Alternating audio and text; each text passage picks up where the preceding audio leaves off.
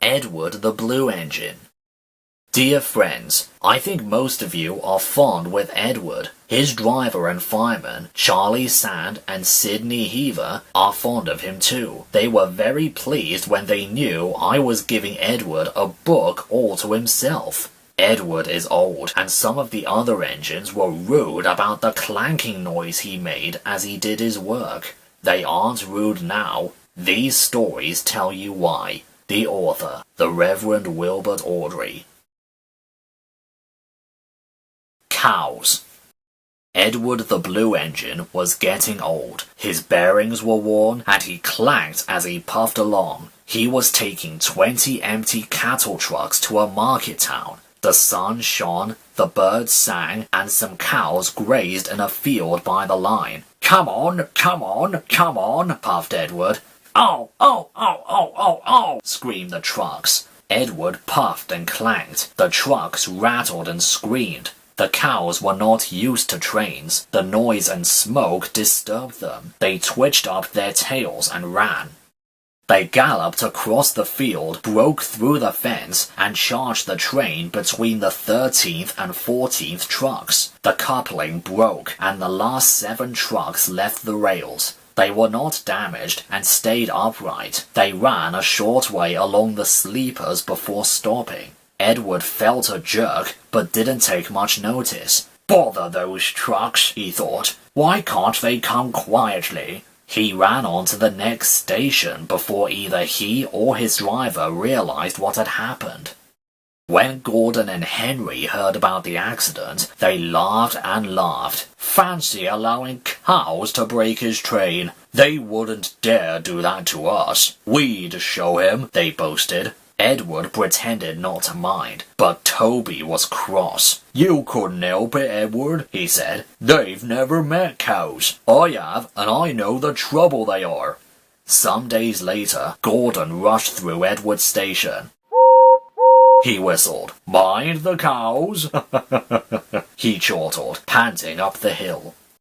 "Hurry, hurry, hurry," he puffed. "Don't make such a fuss, don't make such a fuss," grumbled his coaches. They rumbled over the viaduct and roared through the next station. A long, straight stretch of line lay ahead. In the distance was a bridge. It had high parapets each side. It seemed to Gordon that there was something on the bridge. His driver thought so too. "Whoa, Gordon," he said, and shut off steam. "Pooh," said Gordon. "It's only a cow." "Shoo! Shoo!" he hissed, moving slowly onto the bridge. But the cow wouldn't shoo. She had lost her calf and felt lonely. "Moo," she said sadly, walking towards him. Gordon stopped. His driver, fireman, and some passengers tried to send her away, but she wouldn't go, so they gave it up. Presently, Henry arrived with a train from the other direction. "What's this?" he said grandly. "A cow? I'll soon settle her. Be off! Be off!" he hissed, but the cow turned and mooed at him. Henry backed away. "I don't want to hurt her," he said. Drivers, firemen, and passengers again tried to move the cow, but failed. Henry's guard went back and put detonators on the line to protect his train. At the nearest station, he told them about the cow. "That must be Bluebell," said the porter thoughtfully. "Her calf is here, ready to go to market. We'll take it along." So they unloaded the calf and took it to the bridge. "Moo! Moo!" wailed the calf. "Moo! Moo!" bellowed Bluebell. She nuzzled her calf happily, and the porter led them away. The 2 trains started. "Not a word. Keep it dark," whispered Gordon and Henry as they passed. But the story soon spread.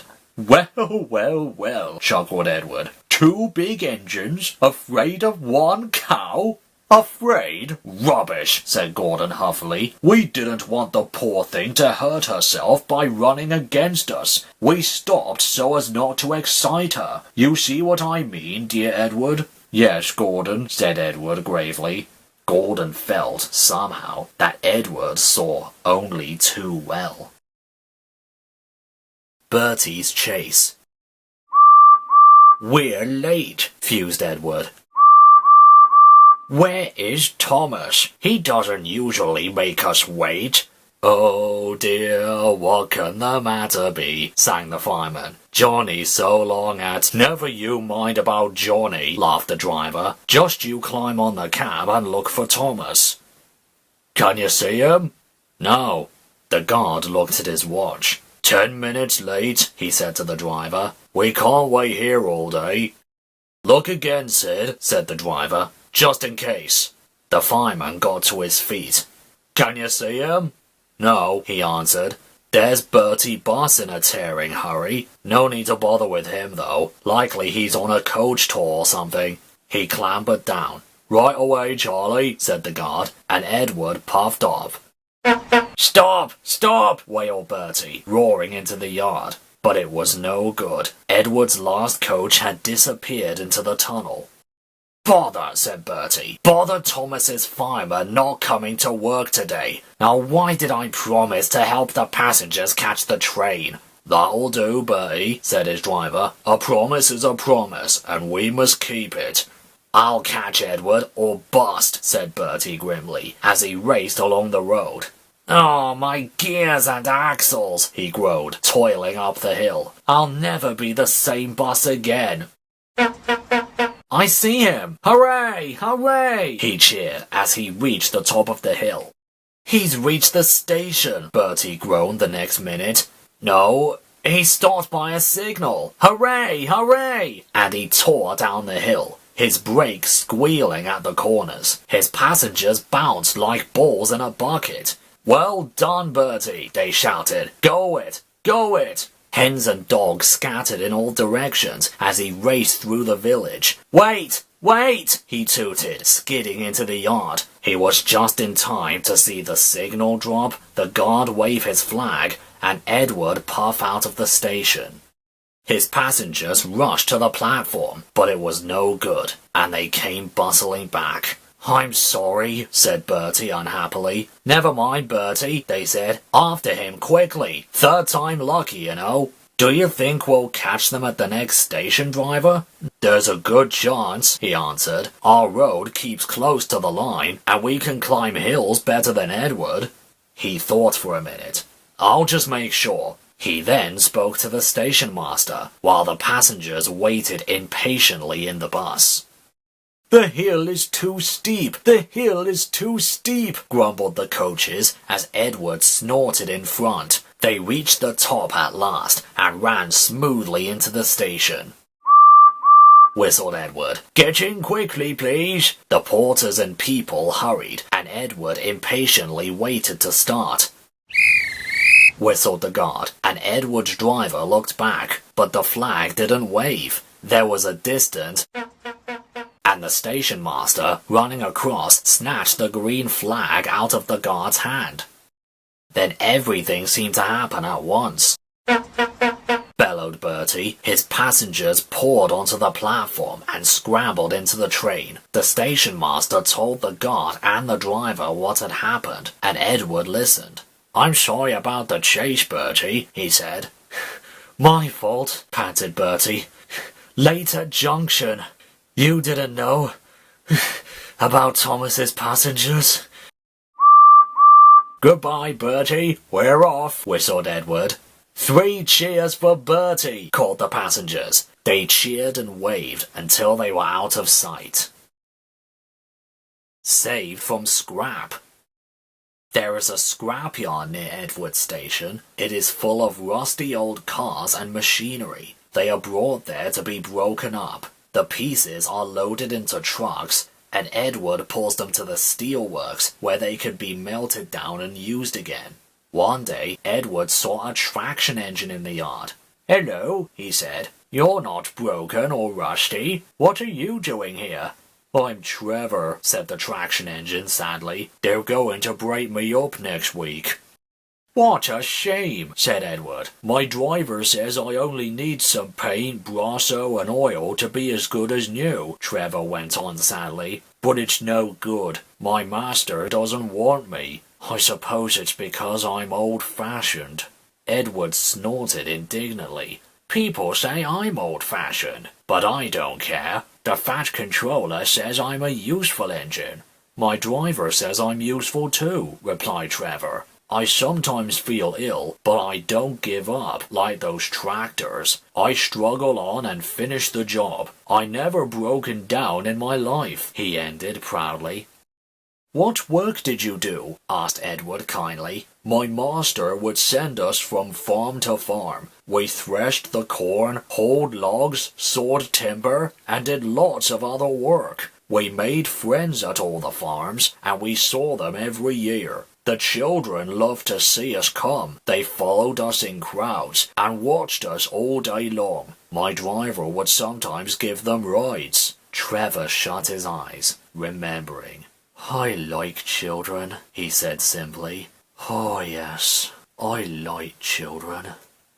Broken up? What a shame! Broken up? What a shame! Clanked Edward as he went back to work. I must help Trevor. I must! He thought of all the people he knew who liked engines. Edward had lots of friends, but strangely none of them had room for a traction engine at home. It's a shame, it's a shame, he hissed as he brought his coaches to the station.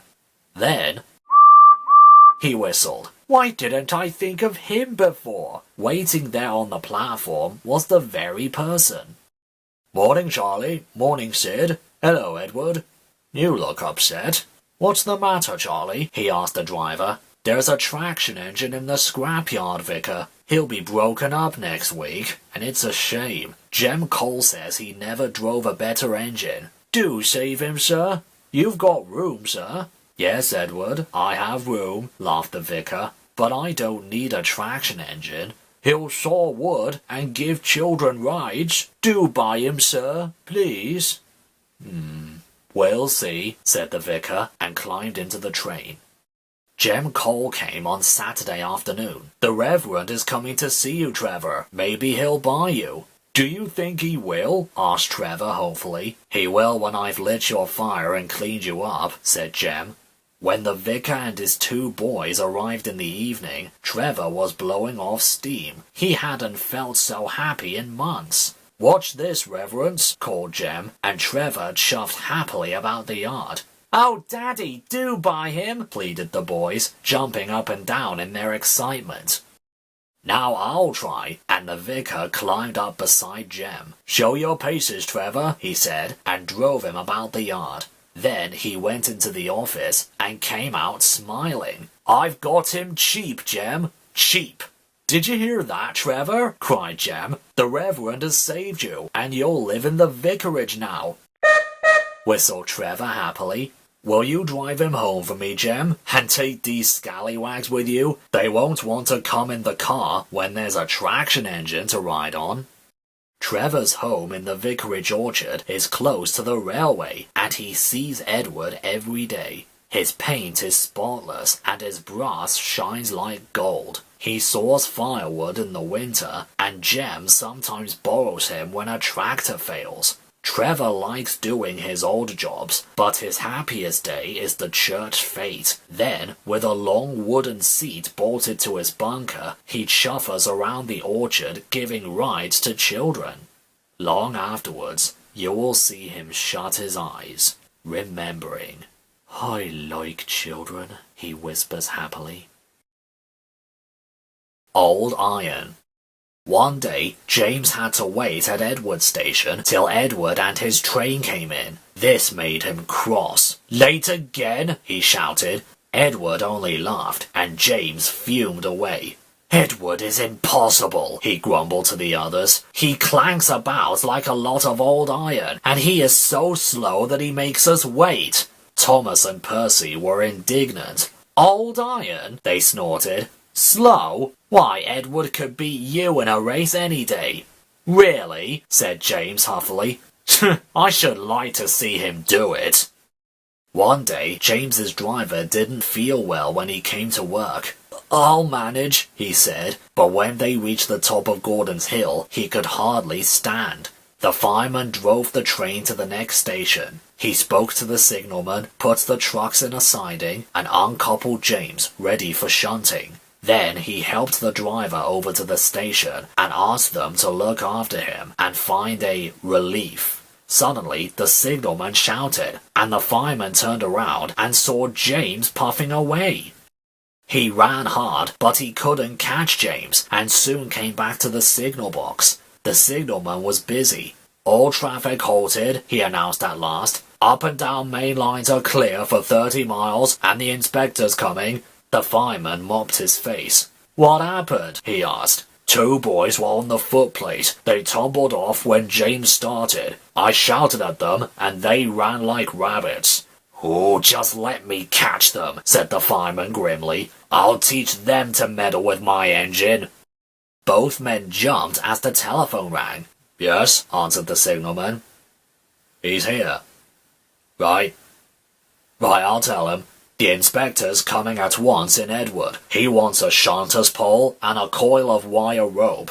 "What for?" wondered the fireman. "Search me, but you better get them quickly." The fireman was ready and waiting when Edward arrived. The inspector saw the pole and rope. "Good man," he said. "Jump in." We'll catch him, puffed Edward, crossing to the up line in pursuit. James was laughing when he left the yard. What a lark! He chuckled to himself. Presently, he missed his driver's hand on the regulator, and then he realized there was no one in the cab. "What should I do?" he wailed. "I can't stop! Help!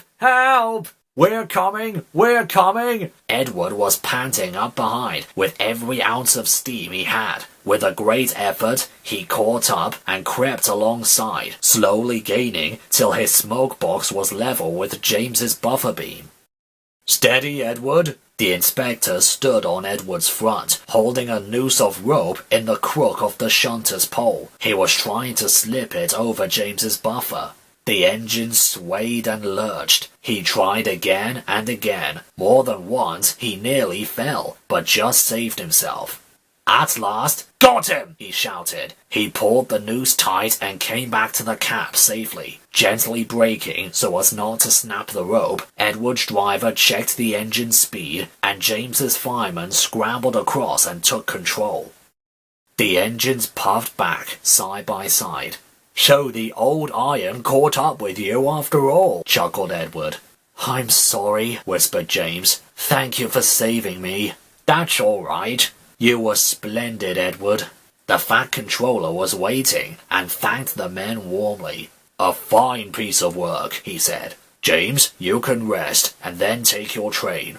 I am proud of you, Edward. You shall go to the works and have your worn parts mended."